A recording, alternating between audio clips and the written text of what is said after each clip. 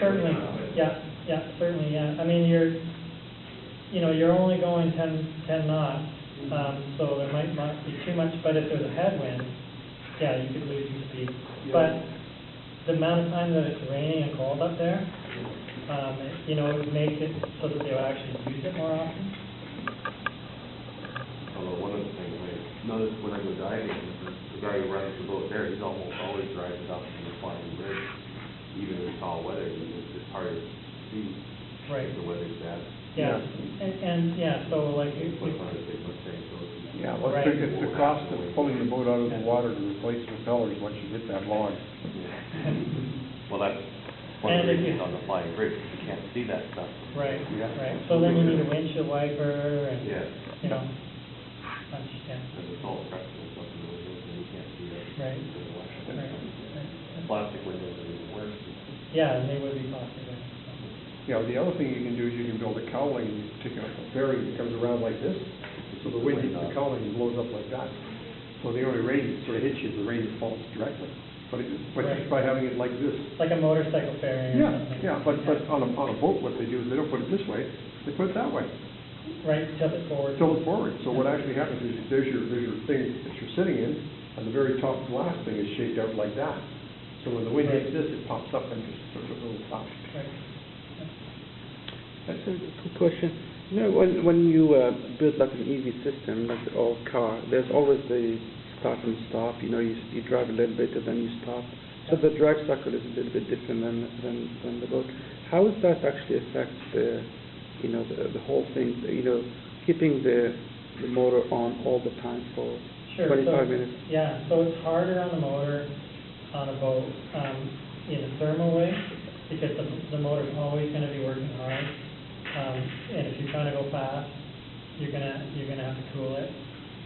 This motor, I did a test, so full power, 5,000 watts for about 15 minutes, and it was definitely hot, but it wasn't too hot to touch. I think if you went any more power, you'd have to do water cooling. So like that, the boat that I showed at first that was like 15 horse, he found it. He couldn't run it on air cooling. Unless you went heroic with the fans, you probably have to do water cooling. And then the batteries, there's nothing. So And the batteries, they don't. Again, it's hard for the batteries because there's no coasting. Right? It's like a car, you get to the top of the hill, you can coast down it. Yeah. The battery is just a constant demand, and if you want to go fast, there's a constant high demand. So it's a challenge. What's the speed rate on the batteries you charge? 3C. So 3C on those batteries would be 15,000 watts, and we're only drawing 5,000 maximum.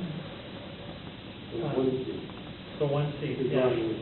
So theoretically, we're treating fairly easily. You know what double your battery? What's that? Double your battery? Yeah. Double the size. Oh, It's another $2,500. yeah, exactly. And the charger. It seems like it's fairly well sized for Yeah. the job it has to do. One issue is that the batteries are sagging more than expected, and it's probably, according to the people at GV, the manufacturer, it's probably my use of dielectric grease everywhere. So all the connections in that boat are coated with dielectric grease. Right. Because it's sitting in salt water all year round. Otherwise, it's going to corrode you, it'd be useless. Yeah, there's quite a bit of wiring on it, so. So every connection's got dielectric grease. Right. Dielectric grease conducts electricity, so you can put some No, here. it doesn't conduct electricity. Okay. So, putting it on top of the connections for the high current terminals after they're on is a good idea. But putting it in between okay. is not a good idea. Okay. Apparently. So because even though you're torquing it up, there can be some still film get in there that stays. So the next project for that boat is the console comes off, clean it all up, and the batteries, all the connections come off the batteries, and all cleaned off with turpentine or something. And copper shield. What's that? Copper shield. Yeah, there is a type of dielectric grease coat that has copper particles in it Okay. that is supposed to be good for that Cool. kind of thing, that actually the copper particles crush in between and make a, you know, a better connection. Well, I'm sure glad you said that, because somebody I talked to a long time ago said, oh, you put dielectric grease on the top of your battery, put the battery post on the dielectric grease, and it'll keep the moisture from getting in there, because you know what happens with most batteries, on cars, for instance, the positive terminal's got this green crap all over it, Right. creates resistance, makes your alternator works harder, eventually burns out your battery or your alternator. So you put dielectric grease on that situation, but what you just told me now is valuable information. Yeah. Clean all the contacts, put them together, and then load it with dielectric Right, grease. yeah, yeah. I mean, if Great. low current, like if you're putting a spade terminal on, Yep. go for it, right? But Yeah. with the high current, you've got to, A high current is a starter motor in a car. right. Copper shield is, dielectric grease, that copper particles in it, that's used in all my, electric truck. Copper shield, yes. Yeah, Okay. and it's really messy to work with, and the copper gets all over, and you touch things, it becomes the insulation and everything else. It's Right. ugly messy. What's interesting, if you stick a ohmmeter into the can, you expect it's like 80% copper, and you get conductivity, and it's really high. So you don't get any conductivity, but when you put it on and you tighten it up, you get conductivity. Yeah, it happens somehow. Cool. Because the actual low And the other thing particles, from the automotive goes, when you put it on with your paper, Yeah. put it on, they just slip off. Oh, okay. interesting, yeah. So that's another challenge with copper shield when you put it on. Yeah, yeah. Is there any issue with dielectric or corrosion with the copper and Copper and lead, well, in this case, it's probably nickel terminals or something like that? copper and nickel, and then your electrochemistry goes with young.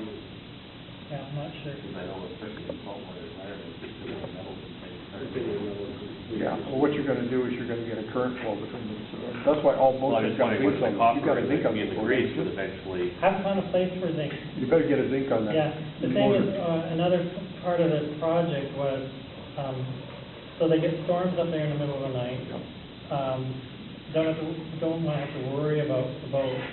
So what we did is we made a tilting ramp for it. Yeah. So, built out on the end of a wharf, and it's basically 14 feet long and 9 feet wide, and it tilts down into the water. So you can walk out on it, and it comes down. With your weight. You bring the front of the boat up, Yeah. and we got a little 12-volt winch for $69 from Canadian Tire, Yeah. and put Winch the is- winch on, and it pulls the boat right out of the water. So you don't have to worry about zinc. Yeah, and and you don't have to worry about the outboard. The outboard doesn't have to be pulled up. It actually fits in between the hull perfectly, so. But okay, if you put metal in salt water, you get two dissimilar metals in salt water. You're gonna get an electrical flow between Right. the two of them. Yeah. And the more noble metal is gonna be okay, but the less noble one is gonna be eaten away. Yeah, so I am trying to figure out where to put a zinc. Yeah. It's like, I made this beautiful fin on the bottom of the motor, and you don't want to put a big honking. Too bad you couldn't have made the fin out of zinc. Yeah, but then it would have corroded away. Oh, yeah. You can hang it over the side of the boat on a wire. and Yeah, that works too. wire is the motor. Yeah, that'll Right. work. That's the Right. reason for Yeah, it. that's what they do with Yeah. sailboats.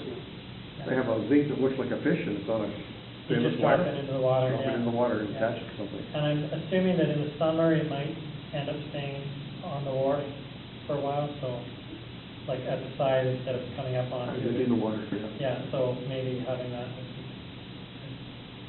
Well, you know, mercury motors, they have a little thing on the bottom, Right. you get sidetracking from the prop spinning, you gotta adjust that alternate everything. Right. And then you just replace that. Yeah. Yeah, but it's easily whacked off the fin. That's been whacked off. Yeah. Because that was a mercury motor. Yeah. Now, the other thing that they've done on a lot of motors is they have a zinc collar, but you've changed the color design, so there's no place really for a zinc collar. Right. If you put a zinc collar on it, it's just a circle of zinc that tucks in there between, you know, sort of round the propeller, that would work for you. Right, yeah, that propeller's actually plastic. Yeah, but the propeller's gonna be the problem with motors, because the aluminum motor's gonna be the problem. Yeah, yeah, but I think maybe it's just dropping the wire in the. Yeah, that's the water. cheapest way, yeah. That's what sailboat people do. Yeah, yeah, Don has that. Yeah, anyway, here we go. Okay, thanks very much, Dave. That was a project that's not only infinite in itself, it's got infinite possibilities in a lot of different areas, so I'm sure we can work on that after Anyway, that's 9:05, so I'm sure you've all got more questions you want to ask. There's a non-acid lead oxide battery. Perfect, we have a presentation. Somebody come on up here, take my spot, because it's easier to explain to everybody.